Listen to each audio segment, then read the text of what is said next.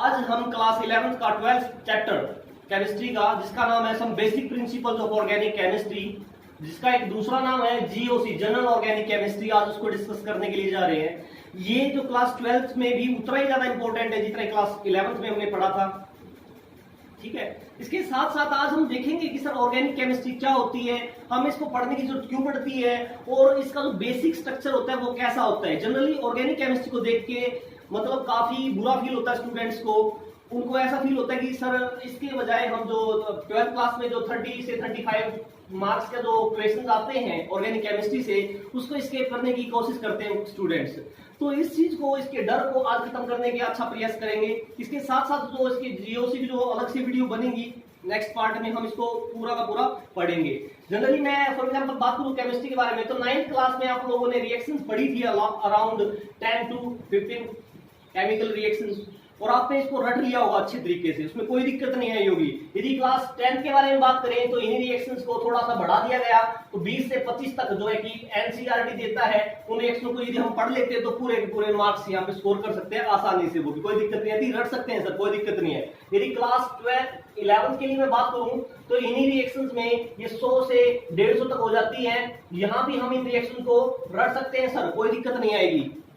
जबकि 12th class में ये रिएक्शंस बढ़ के लगभग 1000 to 1500 तक हो जाती हैं। इसका मतलब आप रिएक्शंस को रट नहीं सकते सर, चाह के भी आप इतने रिएक्शंस को एक साथ नहीं रट सकते। इसका मतलब कुछ ना कुछ बेसिक प्रिंसिपल्स होते होंगे रिएक्शंस को समझने के लिए। आज उन्हीं प्रिंसिपल्स के बारे में हम बात करेंगे, उन्हीं टेक्निक्स को देखने की कोशिश करेंगे, और ये काफी आसान है। ऑर्गेनिक केमिस्ट्री काफी आसान है। एक बार देख लेते हैं सर केमिस्ट्री को यदि मैं क्लासिफिकेशन करना चाहूं तो केमिस्ट्री का क्लासिफिकेशन कैसे कर सकता हूं। तो सबसे पहले हम पढ़ते हैं sir physical chemistry. Physical chemistry,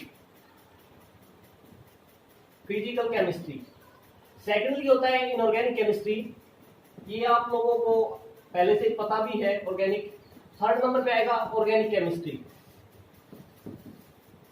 physical chemistry, इसके अंदर हम पढ़ेंगे कुछ laws and applications, laws and applications, कुछ टेक्निक्स होती है केमिस्ट्री को समझने की, यहाँ पे काम करती है सारी की सारी। इसी के अंदर आपको फिजिकल फिनोमिना देखने को मिलेगा। फिजिकल जो फिनोमिना होता है केमिस्ट्री का, वो सारा का सारा जैसे सरफेस केमिस्ट्री क्लास 12th में, तो उसी तरीके से यहाँ पे फिजिकल फिनोमिना हम पढ़ते हैं। इनऑर्गेनिक केमिस्ट्री के अंदर जो आपकी पीरियोडिक टेबल होगी वो सारी की सारी यहाँ पे आ जाएगी, and study of elements and their properties. Periodic table, periodic classification of elements यहाँ पे आ जाएगा, and study of different types of elements यहाँ पे आ जाएगा। ऑर्गेनिक केमिस्ट्री, ये जो कि हमारे लिए इंपॉर्टेंट है, कार्बन एंड इट्स कंपाउंड्स, यहाँ पे सारे के सारे वो इंसान देखने को मिलेंगे जो कार्बन और उसके यौगिक होंगे, एंड इट्स कंपाउंड्स। अब देखते हैं सर ऑर्गेनिक केमिस्ट्री होती क्या है। ऑर्गेनिक केमिस्ट्री बेसिकली एक वर्ड से बना है, ऑर्गेन जो कि बायोलॉजिकल वर्ड है और जिसका मीनिंग होता है लिविंग थिंग्स। इसका मतलब जो ऑर्गेनिक केमिस्ट्री होगी वो कहीं ना कहीं अटैच्ड होगी किससे, लिविंग से। तो मैं डायरेक्ट कह सकता हूं कि सर जो ऑर्गेनिक है केमिस्ट्री वो लिविंग से जुड़ी हुई होगी, डायरेक्टली हो या इनडायरेक्टली हो, होती यही है ऑर्गेनिक केमिस्ट्री, लिविंग थिंग्स से जुड़ी हुई होती है।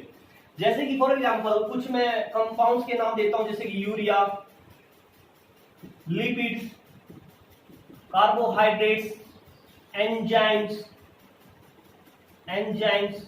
सारे के सारे ये ऑर्गेनिक कंपाउंड्स एंड एंजाइम्स।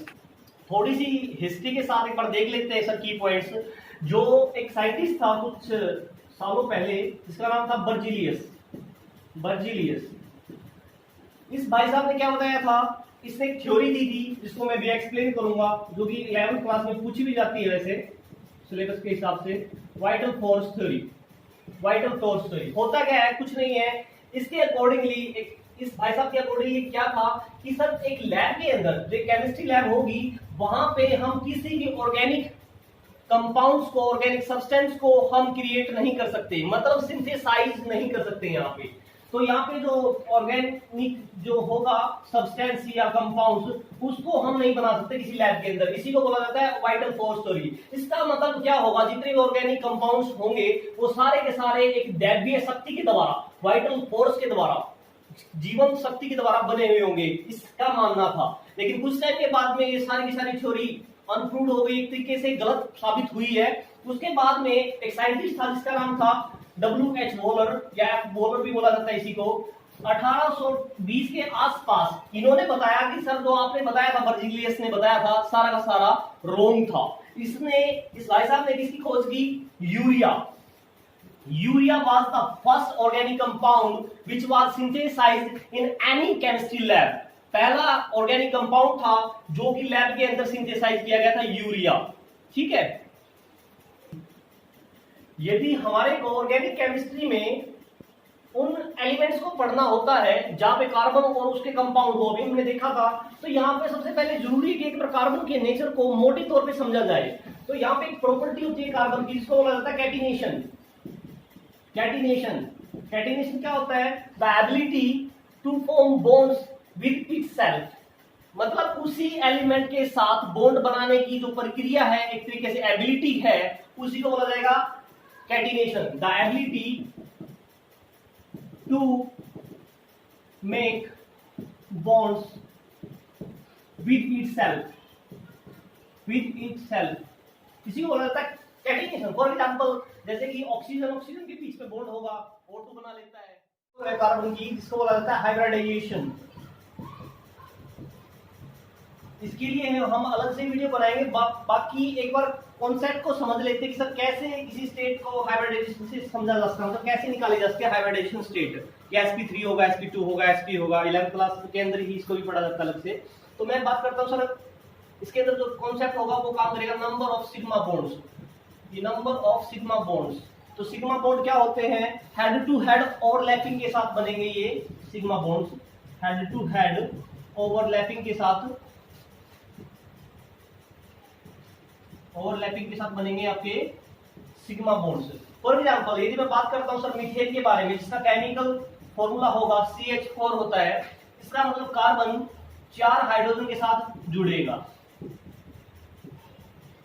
चारों के चारों कोवेलेंट कंपाउंड्स के साथ बनाता है। इसकी वैलेंसी टेट्रा वैलेंसी होती है कार्बन की। तो एक बार देख लेते हैं कि सर यहाँ पे कैसे सिग्मा बॉन्ड्स कितने होंगे। तो सर एक सिग्मा बॉन्ड ये रहा, इसी तरीके से एक सिग्मा बॉन्ड ये रहा, एक ये रहा, एक ये रहा, तो 4 सिग्मा बॉन्ड्स हो गए। तो यहाँ पे इसकी हाइब्रिडाइजेशन स्टेट क्या हो जाएगी? सर 4 सिग्मा बॉन्ड्स है, टोटल 4 है, तो यहाँ पे कितनी होनी चाहिए? एक S और 3 P, तो sp3 इसकी हाइब्रिडाइजेशन स्टेट हो जाएगी। हम ऐसे निकाल सकते हैं। एक दूसरे फॉर्मूले से इसको और निकालने की कोशिश करते हैं। एक और एग्जांपल के थ्रू इसको समझने की कोशिश करते हैं। फॉर एग्जांपल मैं कहता हूं कि CH3 पॉजिटिव, CH3 प्लस। अब इस पे हम चेक करेंगे कि सर इसकी हाइब्रिडाइजेशन स्टेट क्या है। तो मैं चेक कर लेता हूं सर, कार्बन पॉजिटिव चार्ज, मतलब कार्बोकेटाइन है यहाँ पे, एक हाइड्रोजन, दूसरा हाइड्रोजन, तीसरा हाइड्रोजन। ठीक है सर, यहाँ पे सिग्मा बॉन्ड चेक करो कितने हैं? एक sigma bond, 2 sigma bond, 3 sigma bond. Number of sigma bonds are 3, so hybridization state would be, total number of sigma bond कितने हो गए? 3 हो गए। तो यहीं से हम हाइब्रिडाइजेशन स्टेट निकाल सकते हैं। तो एक होगा S और 2 होंगे P, तो ये हो जाएगा sp2। टोटल 1 और 2 3 हो गए, तो sp2 इसकी हाइब्रिडाइजेशन स्टेट हो जाएगी। इसी तरीके से एक और एग्जांपल को चेक कर लेते हैं। यदि यहाँ पे CH3 माइनस का होता तो आंसर क्या होता? क्या सेम होना चाहिए था? एक बार उसको भी चेक कर लेते हैं।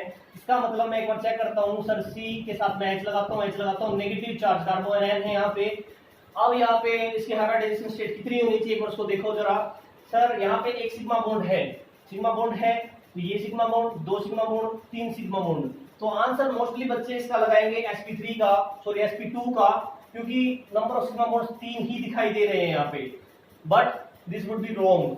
तो इसका मतलब जो सही सटीक आंसर होगा वो कैसे निकलेगा? यहाँ पे नंबर ऑफ सिग्मा बॉन्ड्स हमने चेक किए सर 3 है, लेकिन नेगेटिव चार्ज है। नेगेटिव चार्ज का मतलब यहाँ पे इलेक्ट्रॉन को लिया गया है, सिग्मा बॉन्ड्स भी उसी तरीके से बनते हैं। तो इसका मतलब यहाँ पे ये भी एक सिग्मा बॉन्ड की तरह काम करेगा। मतलब अब सिग्मा बॉन्ड्स यहाँ पे 3 नहीं 4 की तरह काम करेंगे। 4 सिग्मा बॉन्ड्स हैं, 4 के लिए sp3 होगा इसका हाइब्रिडाइजेशन स्टेट। यदि आप सिग्मा बॉन्ड्स मानो तो हाइब्रिडाइजेशन स्टेट क्या हो जाएगा? sp3। नेक्स्ट वीडियो के अंदर हम समझने की कोशिश करेंगे कि सर ये कैसे ब्रेकेज होता है, पूरा जनरल ऑर्गेनिक केमिस्ट्री का अलग से पार्ट्स में हम इसको अलग से और समझने की कोशिश करेंगे। Thank you so much guys.